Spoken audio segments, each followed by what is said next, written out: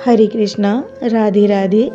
हम सभी साधक वैदेही की आत्मकथा श्रवण कर रहे हैं। भाग 60 गतांग से आगे।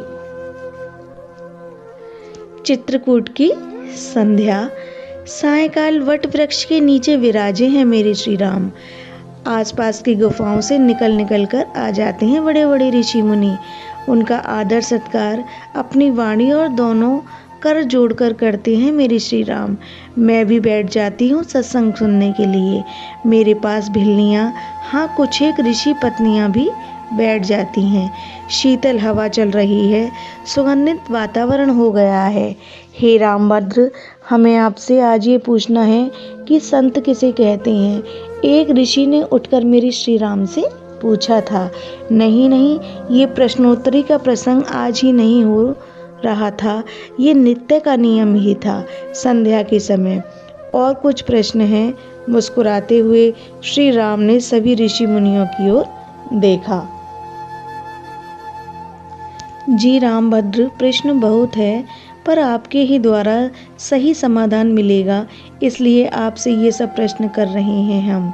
हे राम, आप जो कहेंगे हमारे लिए वही वेद वाक्य हैं, क्योंकि हमारे गुरु महर्षि वाल्मीकि जी ने हमें कहा है, आप ही पूर्ण ब्रह्मा हैं।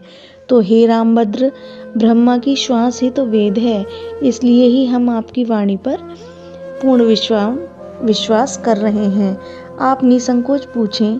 श्री राम ने कहा, संत कौन है, सत्संग क्या है, जीवन में विषयों से वैराग्य कैसे आवे, मन आपके चरणों में कैसे लगे। ऋषिगण पूछते हैं और मेरे श्री राम उनका उत्तर बड़ी मधुरता से, सरलता से देते हैं। नहीं नहीं, ये सारे प्रश्न एक ही दिन में किए गए थे, ऐसा नहीं, और उनके उत्तर भी एक ही दिन में नहीं दिए। मैं सत्संग नित्य चलता था सायंकाल के समय। हे ऋषि, जिनके नाम मात्र का व्यक्तित्व शेष रह गया हो उसे ही संत कहते हैं। संत की परिभाषा मेरे श्री राम ने बताई। क्योंकि अध्यात्म की ओर गति हो जाने पर तो स्वाभाविक रूप से शरीर का मोह और अपना स्वार्थ घटने लगता है, और घटना भी चाहिए। हे ऋषि, आध्यात्म के मार्ग पर चलने पर भी अगर नाम प्रतिष्ठा इन नाशवान शरीर की ओर आसक्ति बनी रहे तो वह आध्यात्म की ओर बढ़ ही नहीं रहा। फिर ऐसे को आप संत कैसे कह सकते हैं, उसे व्यापारी कहिए। मेरे श्री राम जब चित्रकूट में बोलते थे संतों और ऋषियों के मध्य में, तब ऋषि गण मंत्रमुग्ध होकर उनको सुनते रहते थे। नहीं नहीं, मैंने तो देखा है, पक्षी भी मौन व्रत धारण कर लेते थे जब मेरे श्री राम बोलते थे। वो मेरी चंचला गिलहरी, जिसका मैंने नाम रखा था शुभा। ये नाम क्यों रखा था अभी मुझे याद नहीं आ रहा, पर वो मुझे बहुत प्यारी लगती थी। इधर उधर फुदकती रहती, पर सायंकाल के समय वो शांत मेरी गोद में पड़ी रहती, सुनती रहती मेरे श्री राम की अमृतमय वाणी। जैसे जैसे मनुष्य आध्यात्म की ओर बढ़ता है, वैसे वैसे आत्मा के जो शाश्वत गुण हैं वो उस मनुष्य में प्रकट होने लग जाते हैं, और जब आत्मा के गुण प्रकट होते हैं तब उस मनुष्य को समझ आ जाती है कि बाकी तो सब नाशवान है। मेरा ये शरीर जैसा आज है वैसा कल नहीं रहेगा, परसों तो राख ही बनने वाला है। फिर इस देह का अभिमान क्यों? नाम मेरा नाम हो, अरे किसका नाम? शरीर का नाम। जब शरीर ही मिथ्या है तो उसके नाम के लिए क्यों दुखी हो? उस मिथ्या देह का नाम भी तो मिथ्या ही हुआ ना। हे ऋषि, आत्मा अनाम है, आत्मा का कोई नाम नहीं है। संत उसे ही कहते हैं जिसने अपने व्यक्तित्व का लगभग अंत ही कर दिया हो, वही तो संत है।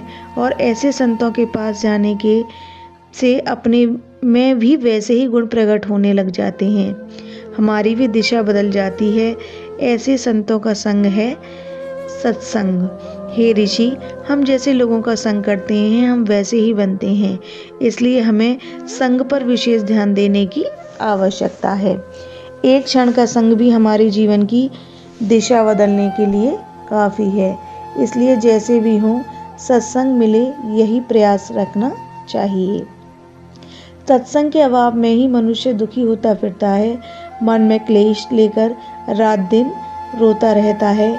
हे ऋषि, देखा जाए तो अज्ञानी ही कहे जाएंगे वे लोग जो छोटी छोटी वस्तु के लिए दुखी होते हैं। दुखी होने से क्या लाभ? दुखी होना कोई समाधान तो नहीं, पर कौन समझाए इन लोगों को? फिर क्या करे वो दुखी मनुष्य? एक युवा ऋषि ने पूछा।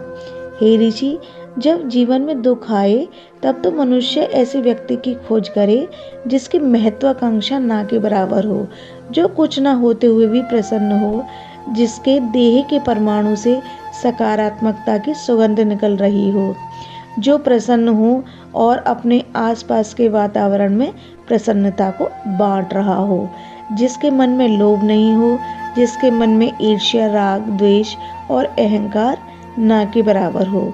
ऐसे संतों का संग करो, ऐसे संतों की आज्ञा मानो, इनकी बातें बड़ी श्रद्धा से सुनो और जीवन में उतारो, क्योंकि इन संतों को तुमसे कुछ चाहिए नहीं, ये निस्वार्थ हैं। मेरे श्री राम बोलते गए, हम सब मंत्रमुग्ध हो सुन रहे थे। अब मुस्कुराए थे मेरे श्री राम, कुछ कहना चाह रहे थे पर चुप हो गए।